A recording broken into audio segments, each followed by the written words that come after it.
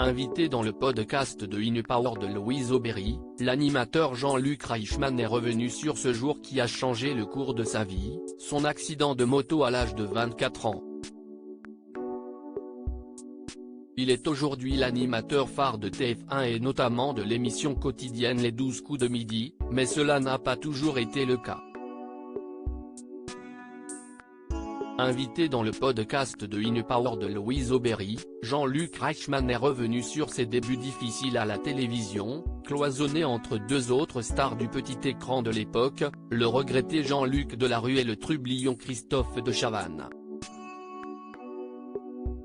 Quand j'arrive à la télévision ou la normalité, le beau gosse, CST Jean-Luc Delarue, chemise blanche, costume.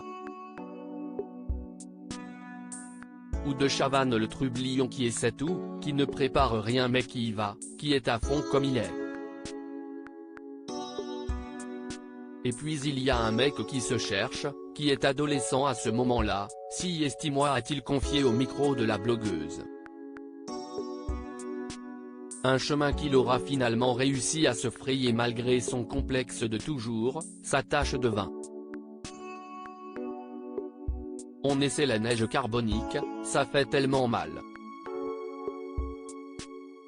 Et puis après ça se voyait 3 fois plus. Il y avait une croûte qui se formait, c'était une horreur. Une fois, 2 fois, 3 fois. Si est-il quelque chose qui est très violent, avait-il confié sur TF1, à propos de ce détail physique, qui fait désormais sa force et qu'il ne tient plus à cacher sous une tonne de fond de teinte avant de prendre l'antenne.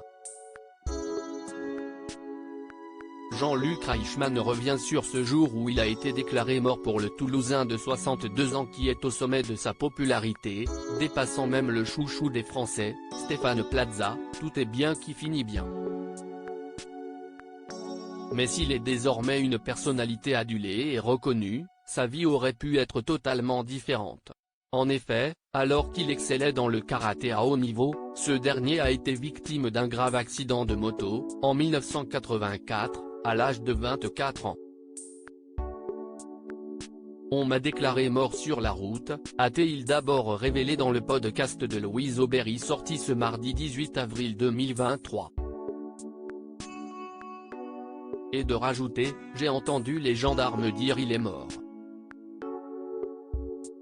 Et après je suis reparti dans le coma pendant pas mal de temps.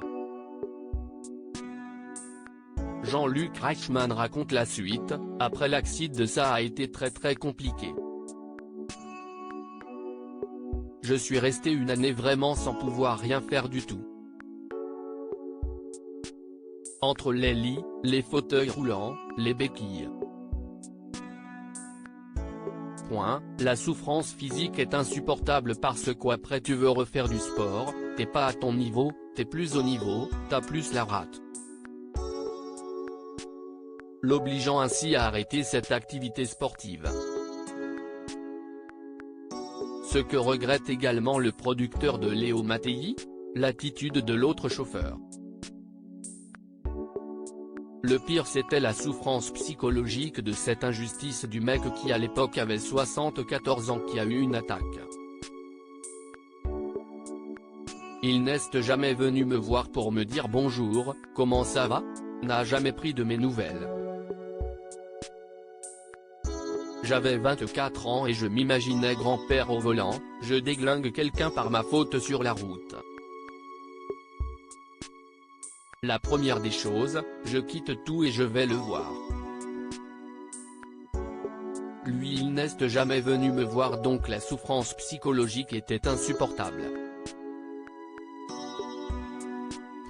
Je me revois un an plus tard sur mes béquilles en faisant ding-dong, bonjour monsieur, je suis la personne que vous avez renversée il y a un an.